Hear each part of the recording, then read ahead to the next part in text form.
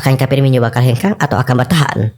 Tak sepantasnya Dybala melakukan hal itu kepada tim yang telah membesarkannya.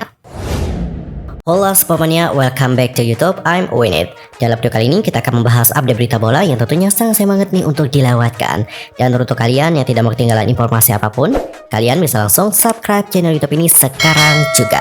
Tanpa basa-basi lagi, berikut adalah informasi selengkapnya.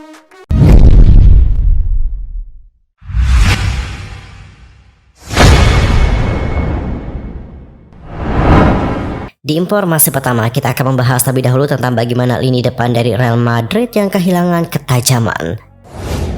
Ada yang salah nih dengan Real Madrid setelah menang atas Liverpool di Anfield pada hari Rabu tanggal 22 Februari 2023 yang lalu. Ketajaman lini depan Los Blancos setiba hilang begitu saja. Sejauh ini, Madrid tercatat cuma mencetak 1 gol dari 3 pertandingan terakhir. Alhasil, Madrid hanya mampu meraih hasil imbang 2 kali dan juga kalah sekali.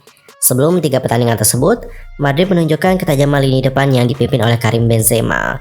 Madrid juga mampu menggasak Liverpool dengan skor 5-2 di Anfield pada leg pertama babak ke-16 besar Liga Champions 2022-2023. Kemudian skuad asuhan Carlo Ancelotti itu melempem. Madrid itu hanya bisa meraih hasil imbang kontra Atletico Madrid dengan skor 1-1. Kemudian dengan Real Betis 0-0 di Liga Spanyol, serta kalah dari Barcelona dengan skor 0-1 di Copa del Rey. Ancelotti kemudian menjelaskan minimanya gol yang dibuat oleh Real Madrid dikarenakan tidak efisiennya para pemain di saat mereka mengkreasikan serangan. Ancelotti mengatakan lebih lanjut, masalah utamanya adalah kami tidak efisien di depan. Kami juga melakukan banyak dribble dan terlalu banyak umpan 1-2.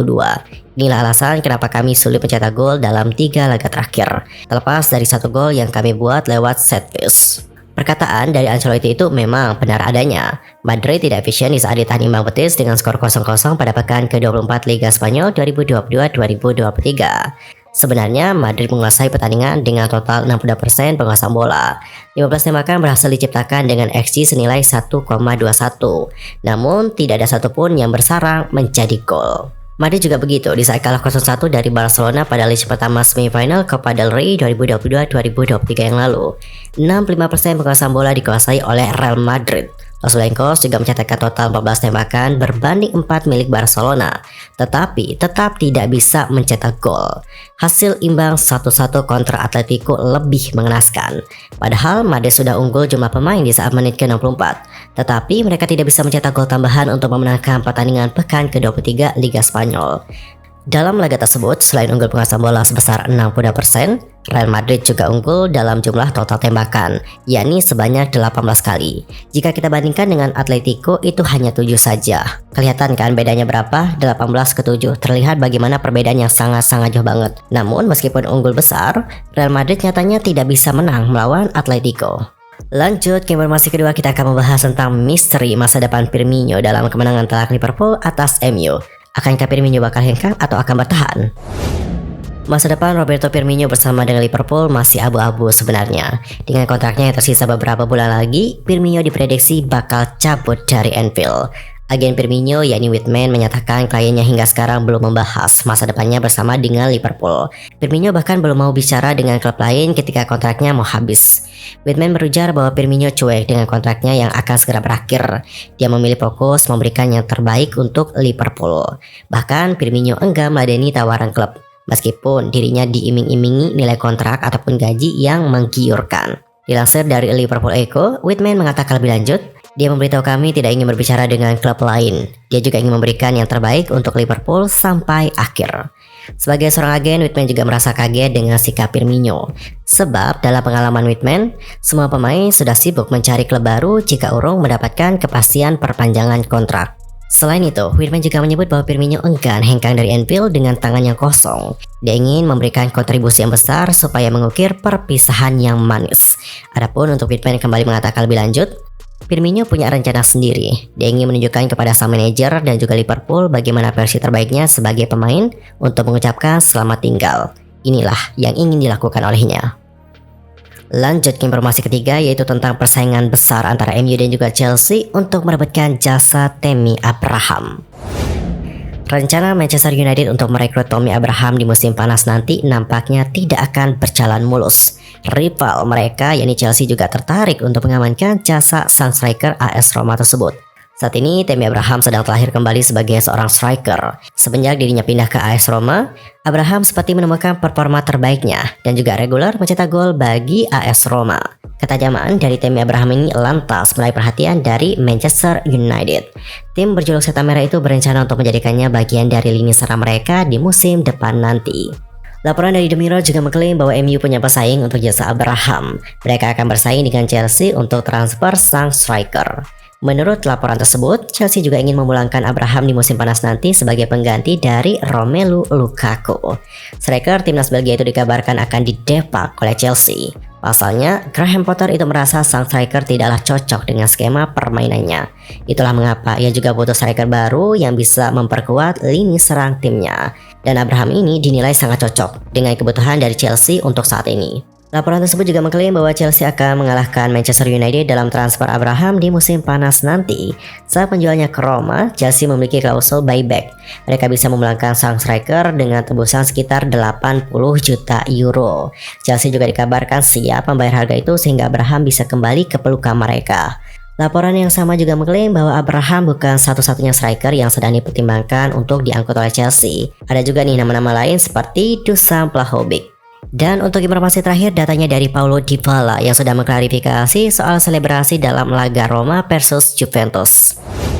Roma baru saja mengalahkan Juventus dengan skor 1-0 di pekan ke-25 Serie A musim ini. Tepatnya adalah di hari Senin tanggal 6 Maret 2023 dini hari waktu Indonesia Barat.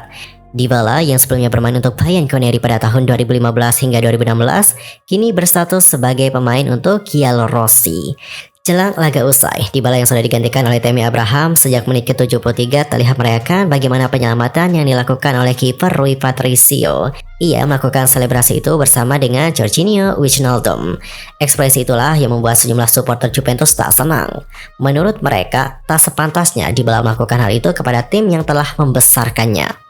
Setelah mendapatkan banyak banget kritikan dan juga reaksi yang negatif dari netizen, akhirnya pemain yang berusia 29 tahun itu memberikan klarifikasi.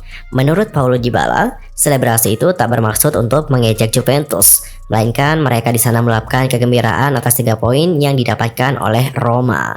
Adapun untuk Dybala mengatakan lebih lanjut, "Saya paham hal itu sulit untuk diterima oleh kalian. Namun saya pun merasakan hal yang sama. Tapi sekarang saya sudah bermain untuk klub yang berbeda, dengan rekan setim yang juga berbeda. Dan saya juga harus menghormati mereka. Tak mudah untuk meraih kemenangan dan bagi kami itu adalah hasil yang amat penting.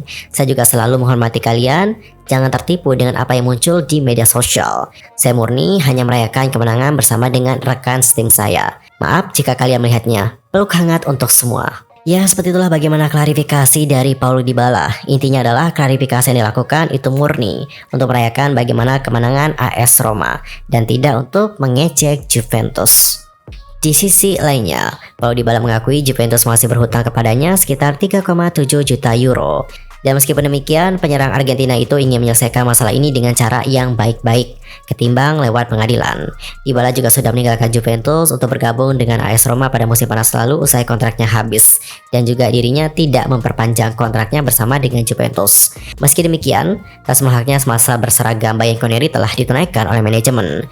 Juventus masih berhutang gaji yang ditunda sewaktu pandemi COVID-19, yang mana hal itu terjadi pada tahun 2020 yang lalu. Dalam pernyataan resmi, Bayern Coneri mengungkap para pemain saat itu sepakat tak dibayar 4 bulan gaji. Namun ternyata hanya 1 bulan saja. 3 bulan sisanya nanti akan dibayar dicicil. Hal itu juga terungkap dari dokumen yang disita oleh penyelidik. Seperti diketahui, Juventus sedang diperiksa oleh Kejaksaan Turin dan juga PIGC dikarenakan kasus pembayaran gaji di bawah meja. Sebagai klub yang sudah masuk ke bursa saham, Juventus diduga tak menulis laporan keuangan dengan benar, bahkan diduga menggemplang pajak. Itulah sebabnya, Paulo Dybala yang saat itu menjadi pemain senior yang tua sudah 2 kali dimintai keterangan. Yang terakhir itu terjadi pada Februari bulan lalu. Awal bulan ini, La Gazzetta dello Sport juga mendapat bocoran isi pembicaraan tersebut. Ternyata terungkap bahwa Juventus berutang 3,7 juta euro atau kira-kira 60,1 miliar rupiah dan tenggatnya adalah bulan depan. Selain itu diketahui juga bahwa Luca Ferrari selaku pengacara dari Dybala juga sempat meminta kompensasi untuk kliennya dikarenakan Juventus telah membatalkan komitmen untuk memberikan kontrak baru pada pemain yang berusia 29 tahun itu. Namun Dybala memilih fokus pada pelunasan gaji saja. Well, sepemanya berita tadi menutup perjumpaan kita untuk hari ini. Saksikan update informasi lainnya hanya di channel YouTube I'm Owin It. Cukup sekian dan juga terima kasih. Sampai jumpa dan salam olahraga.